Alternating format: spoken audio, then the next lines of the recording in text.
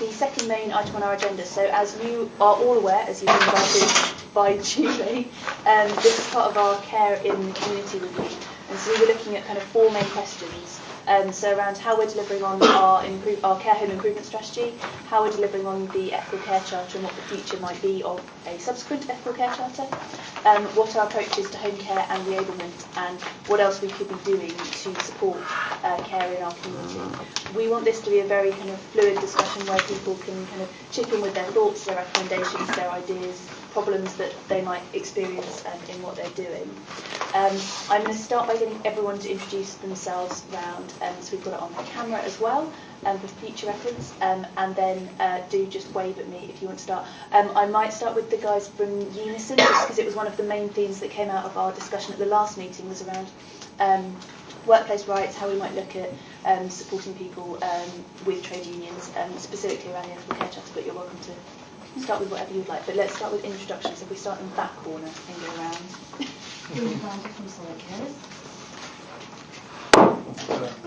Peter Doy, wide-ranging, actually from Croydon. I'm interested in the outcomes-based commissioning for the over 65s. Also in the CQC report on Croydon UH. It's in the Town Hall, the Scrutiny Committee on Monday. Yeah. I'm Alex Edmonds, I'm Director of Town and Towns. I'm Cindy Glover and I'm a group facilitator for older people in Town and Towns. I'm Councillor David Nason, the Vice Chair of the Health Scrutiny Committee. I'm Tom White. I started the lane inspector scheme in Southwark 8 years ago. So, or many other things, but this is not the main thing I'd like to talk about. Councillor Maria Linford Hall, and I'm the spokesperson for the opposition on value social care. Hi, I'm Emily Clark. I'm a postgraduate journalist at City University. Hi, I'm Julie Timbrell and I'm the project manager for this committee. I'm just going to flag up the CCB and political party. And for those who don't know, I'm Councillor Rebecca Leary. I'm the chair of this committee. Councillor Bill Williams, Labour member for Rotherhithe, also chair of the Rotherhithe and Bermondsey Community Council. John Ransford, HC1. Jasmine Ali, Councillor for the Lane Ward and also the Chair of the Education and Children's Services Subcommittee. Liz White from HC1. David Stock, Chief Executive, Southwark Disablement Association. We provide home care services and community support services to disabled adults in Southwark. I'm Sue Plain, I'm the branch secretary here at Southwark Unison, but I also sit on our National Service Group Executive where I'm the delegate to our National Home Care Forum. Hello, I'm Martina Rooney. I'm Community Care Officer in Adult Social Care and I'm Southwark Unison representative. I'm Caroline Furman, I'm home care worker, I'm also a Unison rep. I'm Jackie White, I'm the Chief Executive of Age UK version of Southwark. Joan Thomas, coordinator of the Home Care Quality Check project. My name is Miranda Ocon, I'm a home care worker. I'm Catherine Negus, Intelligence Officer with Healthwatch Southwark. I'm Clive Smith, I'm a regional organiser of the GMB Trade Union, which along with Unison represents care workers. I'm Helen Wells, I'm Inspection Manager for Land Subconversion CQC. I'm Kate Rarity Baker, I'm the Head of Continuing Care and Safeguarding for Southwark CCG. Wonderful, so I think I've got everyone's names down in my sorted circle. So I don't know if, Sue, you guys want to start with something with the thoughts from Unison? And then we'll, by all means, wave at me other people and I will try and write it down. Thank you, Chair. I think ourselves, along with the GMB, have been asked to talk about working terms and conditions, although that's not to say that the cohort of home care workers that we have are dedicated to their clients and service delivery, and part of their problem historically is they haven't probably put themselves forward as much as they should have in relation to looking after and delivering the service that they do. They're a very giving and generous workforce, perhaps too generous, and that's part of the problem. So you want to know what we think about how far Southwark has got with its ethical care charter. The principles have been shared with everybody. I have to say that we welcome Southwark. It was the first, along with Islington, in adopting the charter, and we recognise it's a 3-year process, and we recognise that the council has said that it can't fully implement the care charter until such times as it commissions its new contracts. although it'd be the position of Unison that you won't be able to fully implement your care charter until you bring the service back in-house. And we will continue to campaign for that. We've been campaigning for that for 5 years now. And we think that the putting the risk at arm's length isn't going to work, and that double managing and double commissioning and all the things that go on in keeping it external doesn't work. And we believe the only reason it isn't in-house is because of the 14% add-on cost to staffing levels, which are the LGPS, which none of the home carers providers isn't even in the care charter. And it's down to the 2% add-on staff cost, which is occupational sick pay that we have in local government, which none of the agencies are able to offer at the current commissioning rates. I think I'd like Caroline, who is a home care worker, to just list off some of the problems we've had in terms of what are getting people onto fixed hour contracts, travel time and living wage payments, if you would. The living wage was granted by Legal Council quite early on when I actually asked him nicely if he would give it to us before he signed up for the Ethnical Care Charter. Yeah, that got put in place, but there's a problem with it, as in it takes time that I can't never understand why it takes so long to get something, because it's just a wage thing, isn't it? The London living wage, as far as I know today, is £9.15 an hour, which was from the 1st of April. I only received that last month, and I've had no back pay from it. And to my understanding, the company that I work for has already been given the money to subsidise that, so I don't understand why we haven't got the back pay and wait till so long to get it in the first place. The contractual hours are only being offered as in 30 hours, 20 hours, 10 hours, but they're specifying when that they can have that. So if you've got a child at school and you can only work 9:30 to 2:30, you're more likely not going to be offered any at all. You've got to do 1 week every other weekend. If you do every other weekend, then really sometimes you're going to do a fortnight's work without a day off to, do those contractual hours. So there is a problem, within, even though when you're commissioning contracts, you're saying to them, like, you've got to offer the carers this and you've got to offer it that, which is fine, but then you're leaving the companies to decide when and where they're going to give it. So it's not really helping the care workers, because the care workers can only work to the hours that they can. So if you've got a care worker that can only do mornings, why can't she be offered that hours that that you've given her? So if she's been given, say, a regular 15 hours, why can't she be contracted for 15 hours? Why does she have to be contracted for 10 or 20? Why can't she be? It's not sort of like one of them jobs where you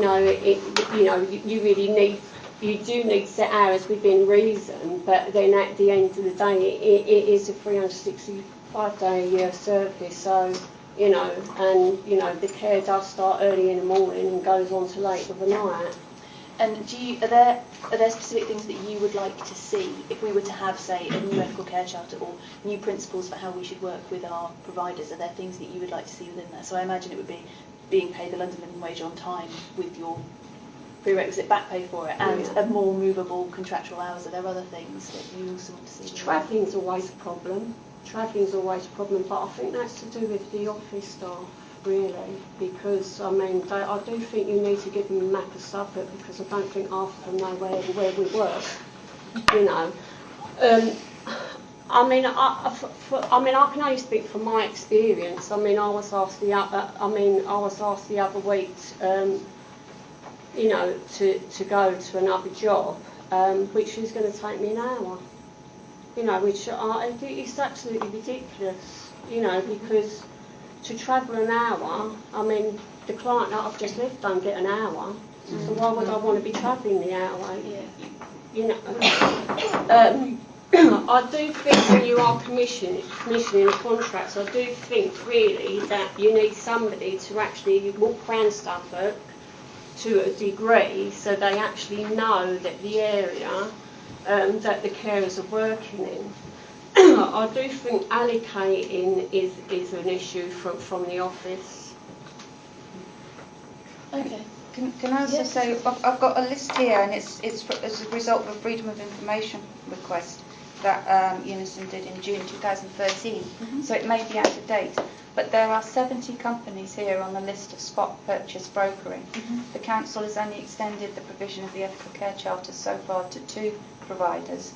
I don't know what percentage of work those 2 providers are getting, but I know that they don't take all of the work that is put forward to them. So this is a problem. But we don't know if these, because we don't have members working within them or haven't contacted the branch, we don't know if they're getting the living wage, we don't know if they're getting paid their travel time, we don't know if they've been offered fixed hours. I suspect they haven't. Okay. I think it's one of the things, David, that you raised last time, wasn't it, about companies not always necessarily being paid? Yeah, I mean, we've been informed, I mean, I'm not sure how many spot providers there are now, but we've certainly been informed that certainly the staff are not getting the London living wage, and some of the outside of the 2 main providers that the council has a contract with.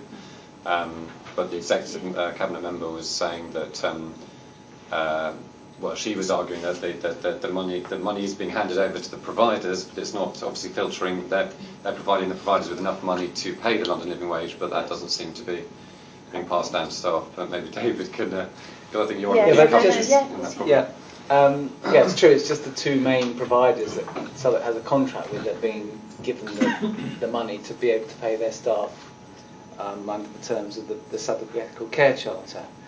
We keep being told that will be the same for everyone in the future, but the problem is at the moment it's very inequitable. And we've certainly had 2 members of staff who've decided, well, look, you know, we can get paid £10.25 an hour if we go and work for London Care or My Home Care, because, you know, they're getting the money to do it. So in terms of the marketplace for home care, it's really sort of skewing it. And Southwark, I think, is going to have a pretty big shock when it comes to the procurement. You know, it comes out, I think it's August next year. The London living wage is actually £9.40 now. From 1st of October, I think it went up to £9.40. No, it's not implemented until the 1st of April. Okay, so that's one still, thing. you get 6 months' notice. But in terms of travel time, I mean, we're talking about additional 10, 12% on top of that. And then you have to, in terms of the cost of it all, then you have to allow for the fact that probably your staff are not going to be engaged in direct service provision for perhaps 7 weeks at least out of the 52 weeks of the year because of holiday, training time, supervision. And then you've got to add obviously your national insurance on top of that. We've now, certainly for some of the small providers now, we've got the pension, the auto-enrolments come on board. So in terms of the actual cost, you're probably getting up to sort of £13 an hour, you know, for staff delivery time before you start adding any overheads for management, for insurance, for rents. You know, it's so. And I'm not quite sure what the average Southwark is paying at the moment, but in the future, it's going to be a pretty big hit. And in terms of what we spoke about earlier, we were talking about the residential homes, and I know that the idea now is to try and support people to live in the community longer rather than have people going to residential homes. That applies, I think, to older people as well as people with learning disabilities. So we've spoken about cuts, you know, cost of services, and we're all, you know, in this boat together. There's going to be some big decisions to make somewhere. I'm keen to bring in Clive from the GMB, but Sue, did you have something else to say quickly? Well, just that Radio 4 did a big Freedom of Information request on commissioning costs, and they have set what was, and this will be out of date already, a commissioning level, and nobody's saying that you have to do it for nothing. But I would remind the panel that London Care are owned by a private equity company and are posting £8 million in their profits. I don't say that's. I see the list of spot purchasers, and I see some very small bespoke agencies, and I understand the situation insane. But how are they going to compete with the likes of My Home Care, which is a global multinational? Whose bottom line is profit? And the advantages at the moment is a lot of people now have taken up the option of personalisation, have their own personal budgets, and what's being put out to tender is not those hours. So smaller agencies perhaps have an advantage of trying to contract directly with individuals, which can have its advantages. Clive, do you want to talk about from kind of the GMB perspective? There are other things as well that you kind of see. If I can broaden it out a little bit, the GMB's got some serious concerns about the whole sector and the future of the whole sector. We've just, this public have just published a report on our behalf that we commissioned along with HC1 and Four Seasons, and it's called The Care Collapse, because we do think that the whole system is in danger of imminent collapse. A copy of that is in that supplementary agenda, which if anyone needs one, is over there on that table. Right, okay. The report predicts a 15% rise in demand in the next 5 years, but a 29% increase in costs for providing that care in the same time. Put that across local authority spending nationally, has dropped 17% in the last 5 years, and most care homes nationally are running at shortfall £31.50 per week per resident on the financing they're getting for providing that service. So the sums just don't add up. The national living wage is coming in the early part of next year, and that's going to be a major challenge. It's really welcome, and I think most of the care home providers have welcomed that, and they welcome that their staff have got to be well paid. But finding that money to pay that is going to be a major challenge, and we think it's going to cause an awful lot of problems. We're concerned that there will be closures of care homes, and we're concerned that that will place additional burden on the NHS. And are there specific things that you would want us to look at? Because we can obviously make recommendations to a whole number to the council, to the CCG, and to a number of other bodies. Are there things that you would recommend that we would recommend to? Well, to the council, to the CCG, in terms of what we want them to do in the future around some of these issues. Well, I think we have to accept the first point is about national government and their chronic underfunding, and I think the pressure has to be kept on there. Although I realise that there is slightly a depth to the subject, but that has to be ongoing. I think they have to be made aware that there is a complete crisis, an absolute crisis. Now, as trade unions, we try our best to negotiate with the care home providers, and we have been working with HC1, we have been working with Four Seasons. They've worked with us on commissioning this report. We can only negotiate with them over the cake that's available, and if the cake's too small, then we ain't going to be able to negotiate the sort of wage rises that our members need. In the care sector, Sue was absolutely right. You know, the staff, there's a really high level of commitment, and I've always been struck by people who work in the care sector, how much they care for their patients. Frustrating for me, because I go in trying to ask them to care about themselves, and they care about their patients, and they put the patients first.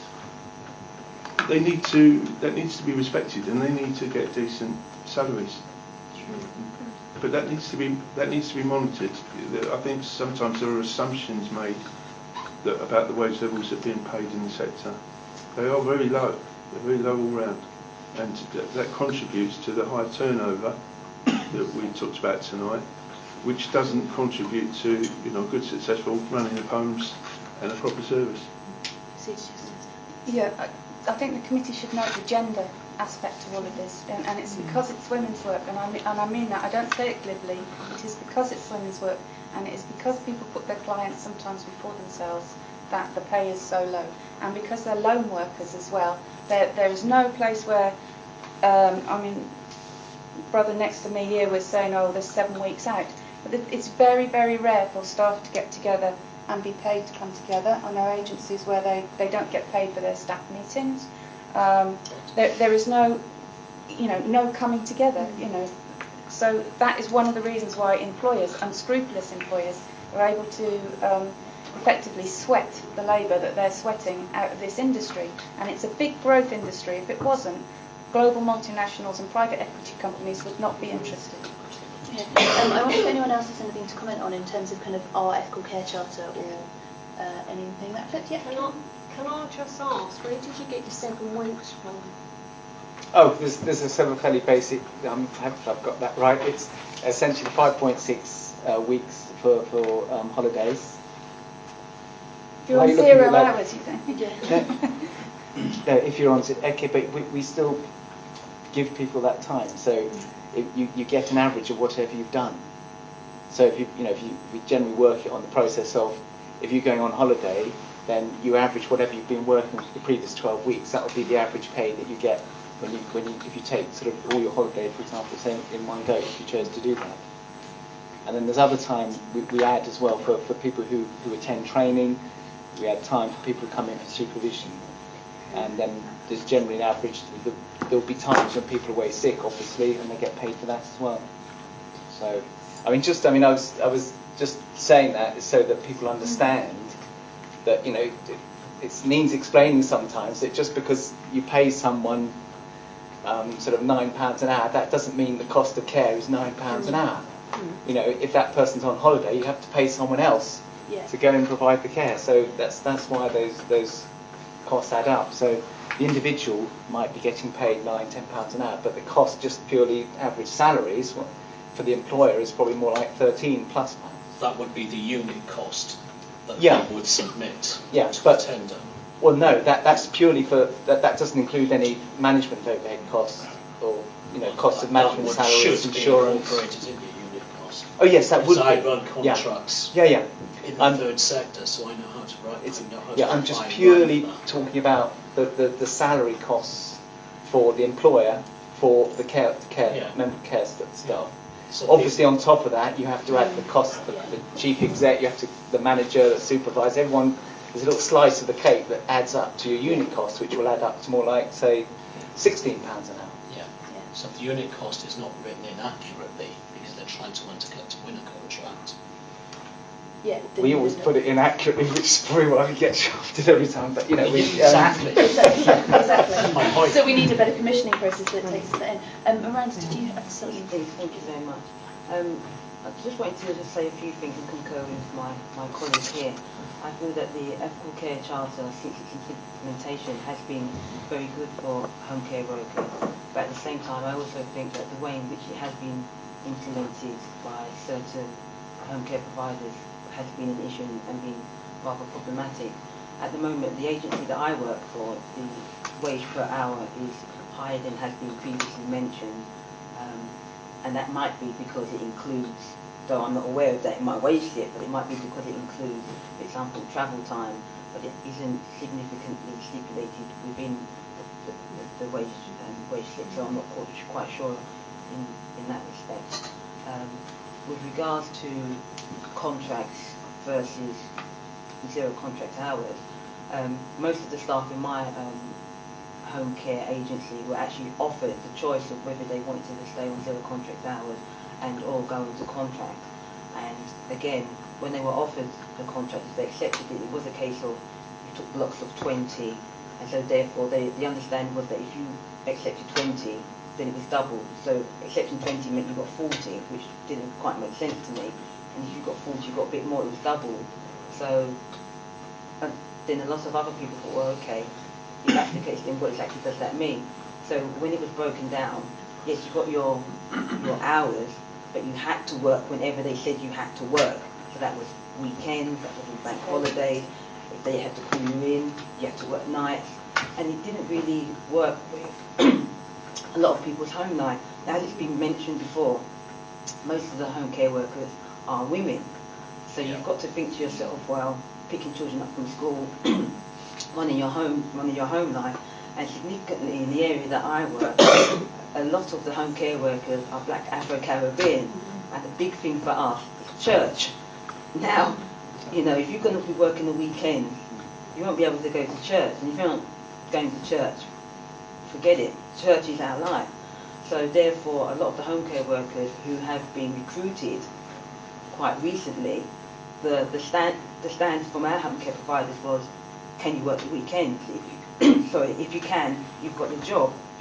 But then I don't think a lot of home care workers quite understood what it meant to work weekends, i.e. that they wouldn't ever have a weekend off and not be able to go to church.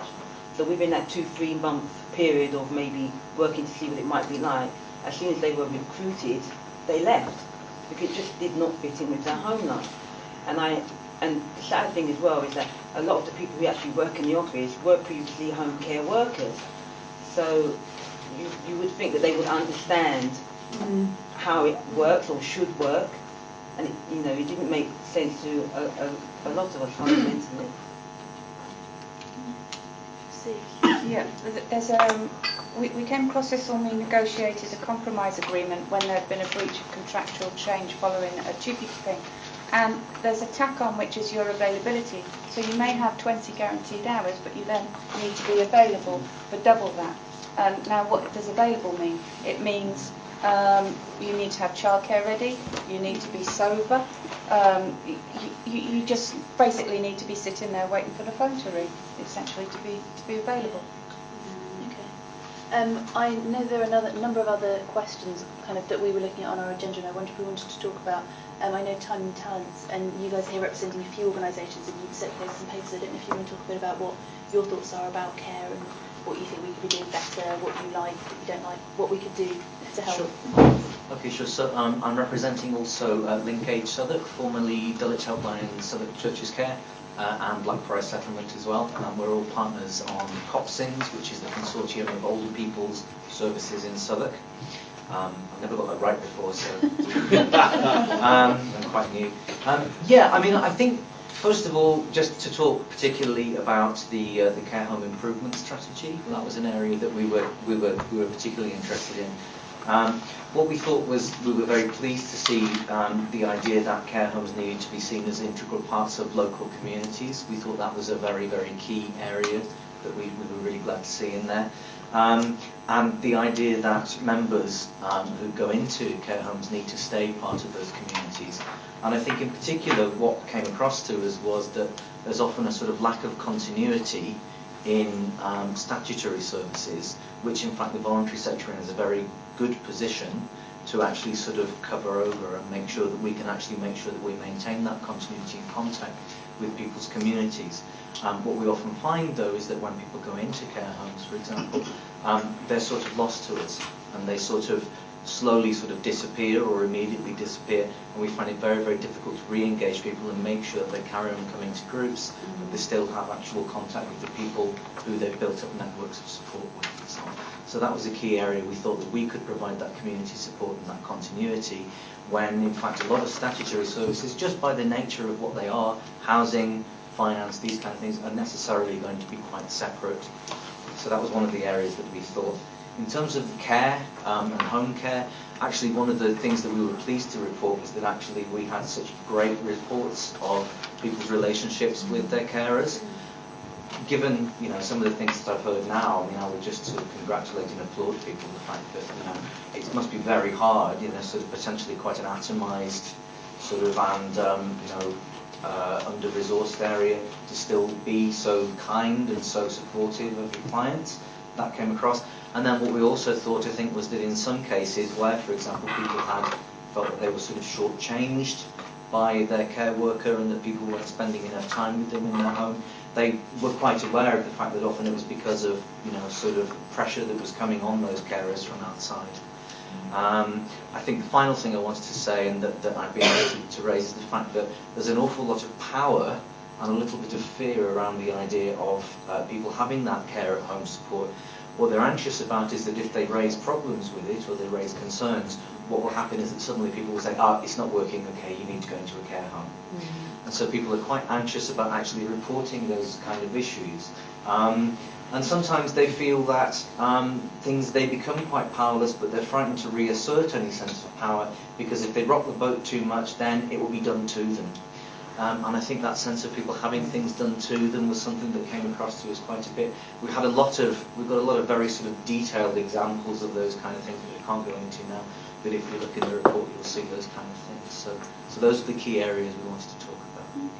Cindy, did you have anything to add to that? I think I've got all the examples really, because I work with the people. Have you got a particular example that you wanted to share? I think that would really help. I think one about the continuity when people go into old people's homes, and I know recently somebody, we had a referral from Tower Bridge actually, somebody wanting to come to one of our groups, and we run a Keep Fit class. and we did an assessment. It was all agreed, and the care worker would be able to bring them. We couldn't actually collect them ourselves. We're still waiting for that person to come, and we've rung several times, and the person hasn't come. And we are available to people to come, and I think the continuity of care is really important for people, because it's actually often they're losing their home, their place. But if they go to a home, if they've already attended for us for several years, and you know, some people in groups have been coming for the last 15 years, they can still come to us and they'll see familiar people, and I think it's really important that we can provide that service, but we need to communicate with people, and often when we've gone to homes to collect people, and we do have a minibus so we can sometimes collect people, there's been the problem that the person isn't ready, and there's a limit to how long we can wait till someone gets their shoes and their coat and things, even though we've rung up from the minibus to say we're about to collect you in the next 15 minutes. That communication doesn't get through to the care worker that's working with that person, and there's a limit to how long we can let people sit on a minibus waiting for someone to be ready. Yeah. So that's a real problem that we'd love to improve, really. Could I just add one more example there? I think one of the things in particular is, obviously there's a lot of talk at the moment about preventative agenda, making sure that we intervene early and make sure that things don't get worse. So there's one example of a lady who we worked with for quite some time. She went into a care home. Because of a lot of the transition that was happening, there were changes in her circumstances of all sorts. Once she'd moved to the care home, it was several weeks before we were actually really able to get in touch with her again. By the time we got in touch with her again, she was very withdrawn, she was depressed, she hadn't been in touch with people for so long, and we were actually at the stage where she kind of didn't want to come anymore because she'd just sort of given up and she was kind of stuck there. And when we went round to see her, she was just kind of sitting on her bed and just seemed like she'd completely withdrawn. And so there's something to be said for the fact that this stuff is urgent. And you know, even a couple of weeks of missing that thing, especially when it's the one thing that people have outside there, can make a huge difference to someone's quality of life. And I have to say, you know, she died quite soon afterwards. I'm not saying it was a direct cause, but people do sort of, you know, choose to give up sometimes. Yeah. And I think that is very, very important that we bear in mind just how urgent that stuff is. Brent, did you? Basically, my point is, my perspective is really from the point of view of carers, and it is firstly that when there is a transition into home care, the unpaid carers and the family and the friends of the person going into home care need support, and actually that their voice needs to be heard.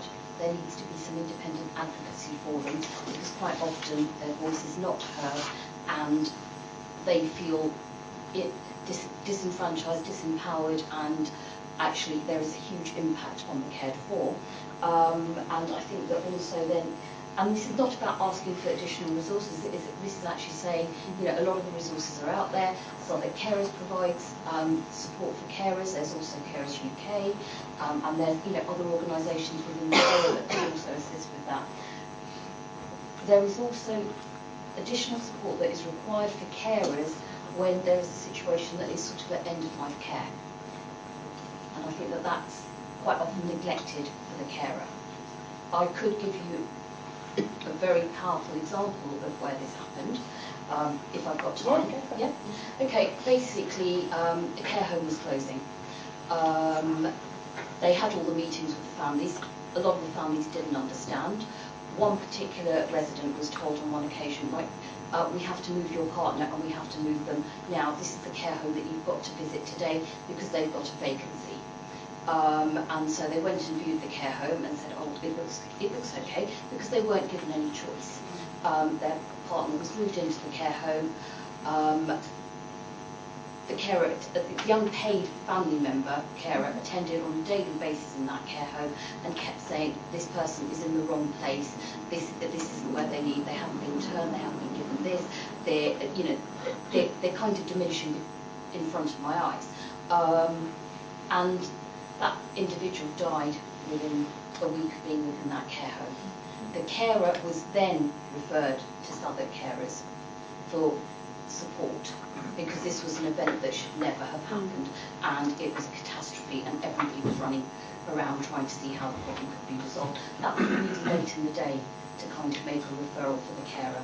That referral should have happened when the care home was being closed. I'm not saying that, you know, Southwark carers should be asked to every single event so that we can come out and talk to the carers. But at the very least, you should contact us and say, you know, do you have any literature that we can provide to the carers? How do they contact you?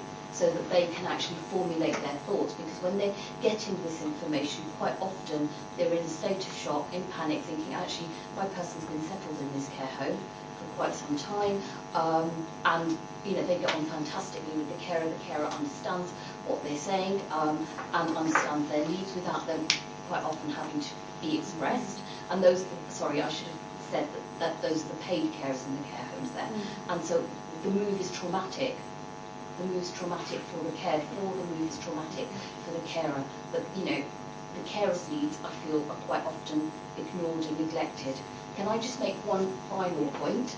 My final point is around the London living wage. I'm absolutely shocked and appalled that you weren't backdated.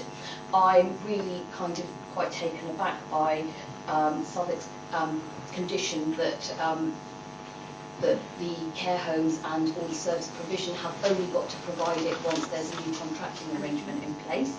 I run a voluntary sector organisation.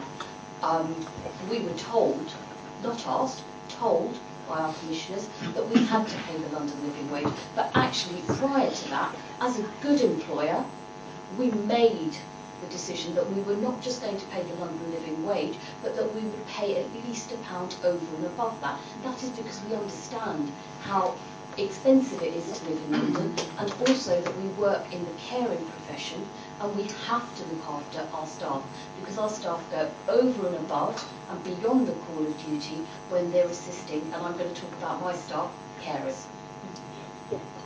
I don't know if, Liz and John, you want to come back, whether you work with Southwark carers, whether you have that system in place, given that you're now closing down Campbell Green, whether you are working with families and carers within those families to refer them across. Or can I make two very quick general points, which I think link some of the conversation.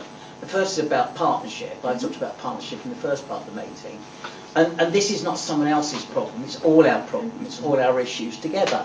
You know, we recognise GMB as our trade union in the company, and as you said, you know, we don't only talk about terms and conditions, we do, but we talk about the future of the service, which has led to the res publica things and other things we're working on together, because it's a shared issue.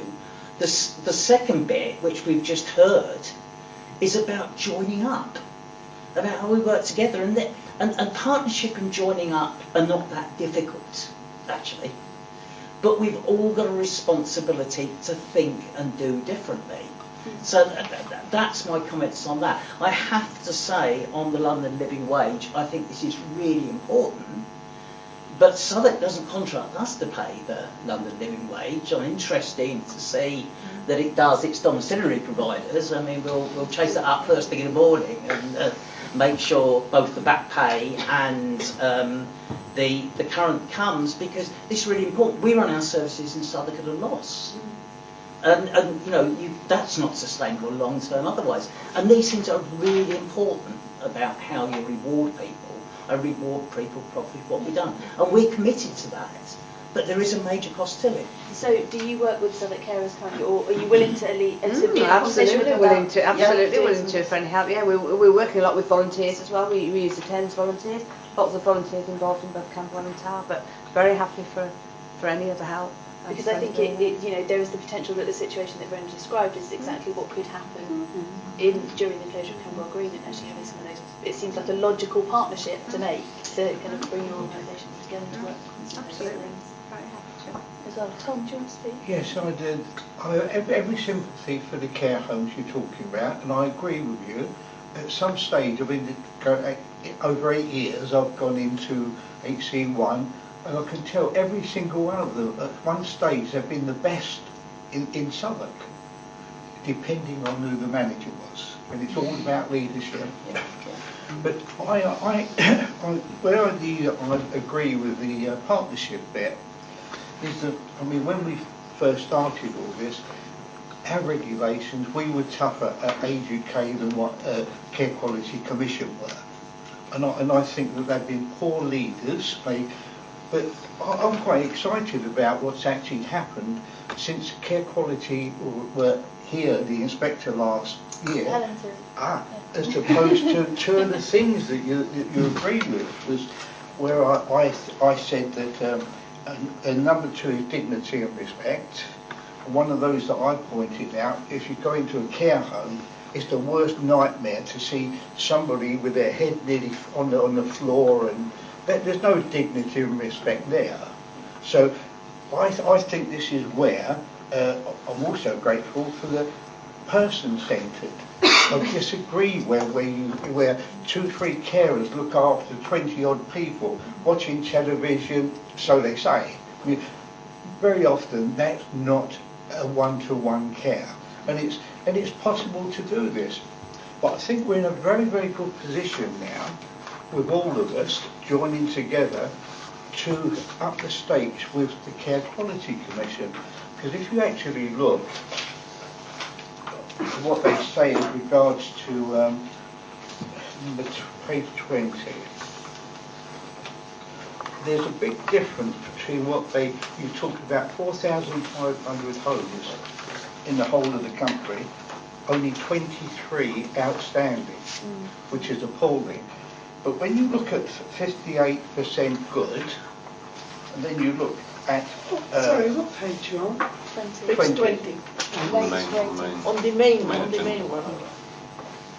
Now, where I would argue on this is that they say there's a big difference between good and requires improvement. Now, what I would argue on is, for instance, to me, I know a lot of the care homes where you see people, you see all the reports, watching the television, talking to their friends. Reality, most of the time they're just looking at each other, and so that can be improved. Now, why are they giving those people good? They're not entitled to be good if they're not providing the one-to-one service that they should be expecting. Now, I think we're in a very good position. I mean, when you look at it, it goes from good to requires improvement. That's a big difference, isn't it? So I think that, should that be average? Now, you as providers, now it's very difficult, and you need to fill your beds. You want to get as many stars from Care Quality Commission as possible. It's going to be a necessity, because all of us, in putting someone in a care home, that's what do they say?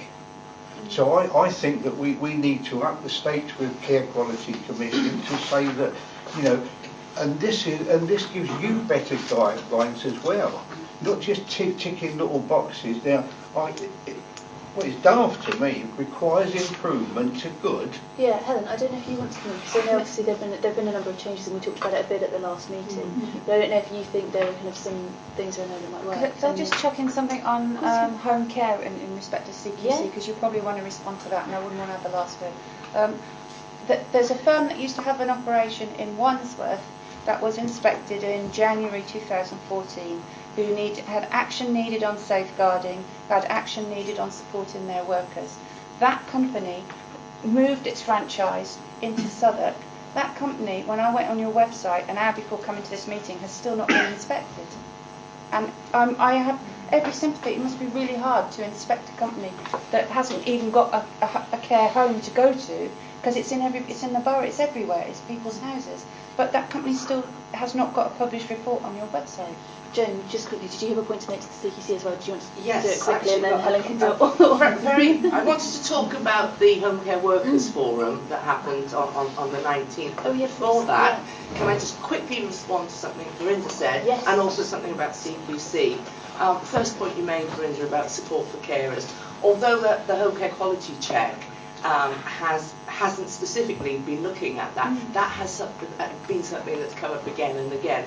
Where there's family carers involved, they say, no one told us how difficult this was going to be. No one told us how to address this, how to address that. No one told us how to complain. No one told us anything.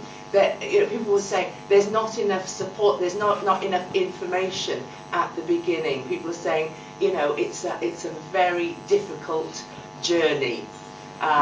it may take months and months to get to a place where it's acceptable for all concerned.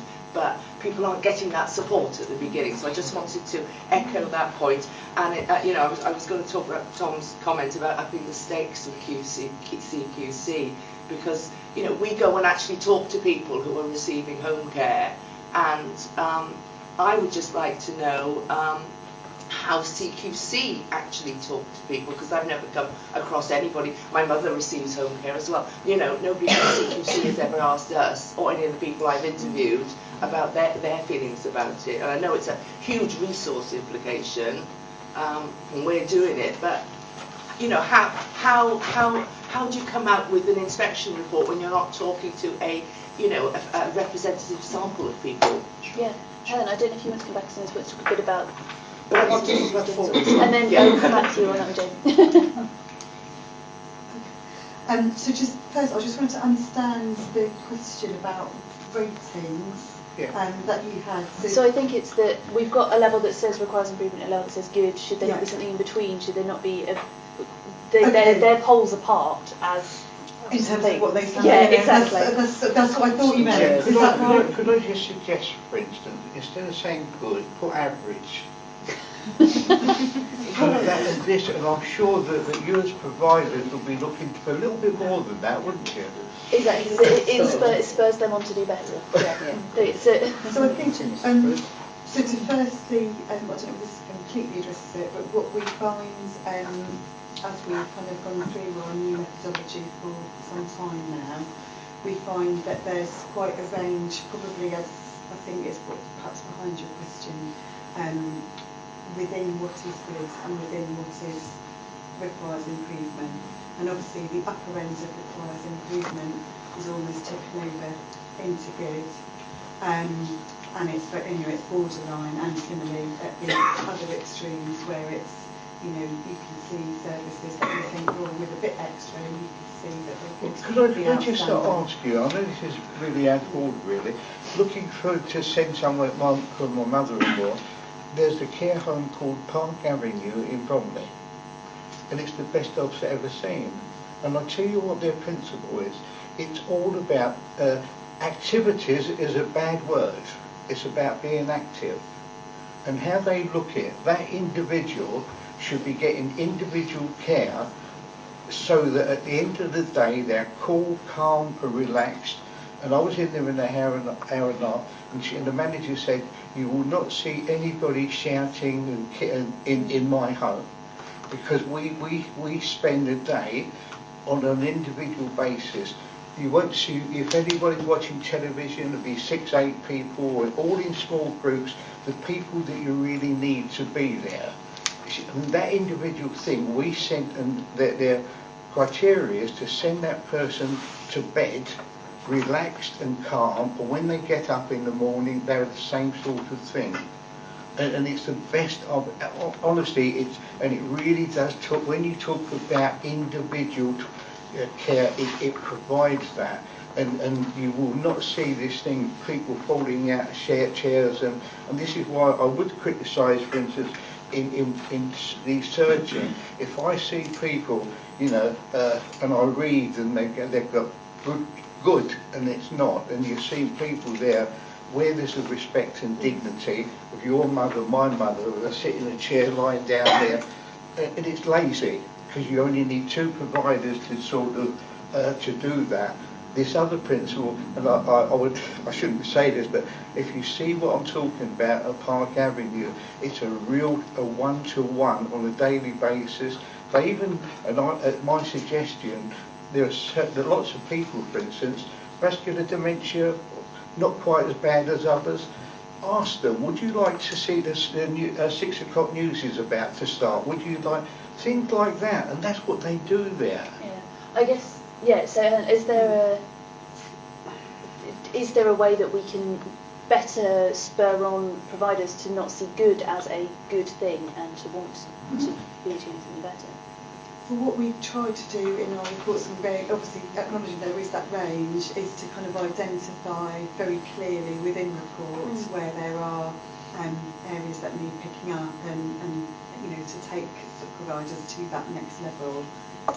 So that's, you know, we inspect for goods, if you like, but obviously where we find that things are not good, we need to, you know, report on that and to be clear about what needs to be improved. I just wanted to ask, well, I suppose first of all, forgive me for my late arrival. I am also a trade union official. I've been stuck in an interminable meeting since 4 o'clock this afternoon.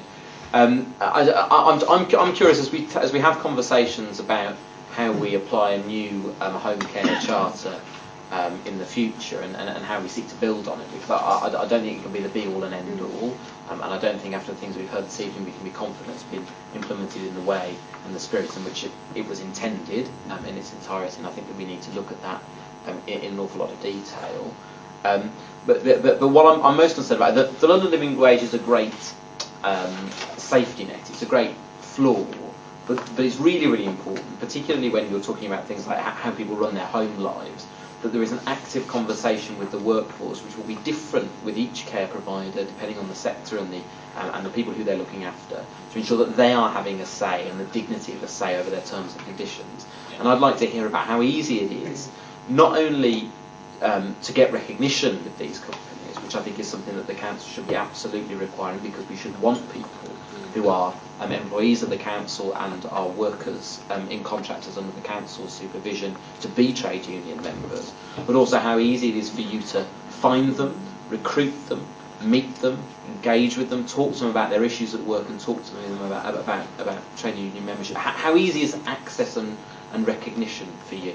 Clive, I saw you signalling jump to you first. Yeah, there's a couple of points that I'd like to make on that, and it's good to be at a meeting where everybody's so positive about the London Living Wage, which is indeed it's a noble aspiration. I don't always have the luxury of being at a meeting where everybody's more or less in favour of it. It is a noble aspiration, but I think we've got to have a bit of a reality check here. It's not in place in Southwark. We're a long way short, and you know there are care home jobs going at the moment. I found today on the internet for £6.75 per hour. So you know you're a long way short. There's going to be a funding gap for national government introducing the national living wage next year, and the danger for me is that the national government really comes up with this promise of the national living wage, but it has no funding. It makes that promise, and at the same time it's withdrawing funding from the people who've got to implement that policy. So it sort of makes it an empty policy. What I would ask Southwark to do is make sure that you don't fall into the same trap, that you're setting the aspiration of the London living wage when at the same time you're unable to provide the funding to your providers to pay that. Because my national officer is a fantastic negotiator, but there's no money in the pot. He cannot negotiate wages up. In terms of the second point was about the access, varied. It's varied. We're lucky that HC1 are one of the companies we've got recognition with. They allow us access, same with Four Seasons, but we do get a varied picture. It's also it's quite difficult to get access to staff when they're so busy doing their jobs as well. So we have people who visit care homes and they do talk to staff in the canteen, but obviously that's a very limited time that people are available, and you have to put in quite a shift to make sure you see a percentage of people in a care home. As I say, we are lucky. There is a varied picture, but we're lucky that HC1 and Four Seasons do recognise us. That follows on from a recognition agreement we had with Southern Cross. I was going to say, Sue, quickly to that, is that true of Unity? The first thing London Care and Inara, as was did when the staff were to be transferred for them, was to de-recognise us. Staff asked me to attend a meeting with London Care and there are ones with franchise. I was escorted from the premises. I wasn't welcome as an observer. Even though I promised to be very good, sit on my hands and say nothing, they couldn't even tolerate my very presence in the room. The numbers that we have dwindled as people have gone on to 0 hours. People don't know what money they've got. They're so tight they can't. Subs are an issue for people. To be fair, my own trade union, I've been banging on at them to introduce a membership subscription rate for people on 0 hours specifically because of that problem. Nationally, my union, Unison, has made headway with, I think, Care UK and a couple of others where there's recognition. But that's right up there. And for me, the best thing about trade unionism is empowering and giving a sense of achievement and self-help to the people there on the grassroots. And Caroline is a shining example of that. She could name drop from now till Christmas about government and commissions and places where you've been and where your opinions have been heard, even to the point of getting the Care Charter here in Southwark. So Caroline's a walking embodiment of why it's important for us to get access and direct recognition in the workplace. And I won't even start on health and safety committees. I mean, it's so obvious, it doesn't need any more mentioning. And I think that kind of sums it up. I mean, I suppose to be slightly contrary. I mean, I don't think the London wage is this marvellous panacea that we all talk about, because actually it doesn't mean anything unless you've got a sufficient number of hours in the week. And there are plenty of examples of companies who've become London living wage employers, got their shiny certificate, but have reduced people's holiday entitlement, shoved their sick pay and buggered everything else up, but have now managed to achieve something that the workers there didn't really want because they were happy with the package of terms that they were buying before. And I think that if we're talking about individual instances with contractors who the council is engaging with, I do not believe it should be our position as a council that unions who are recognised and should be supported and appreciated within the council should be de-recognised within anybody who we're transferring staff or care.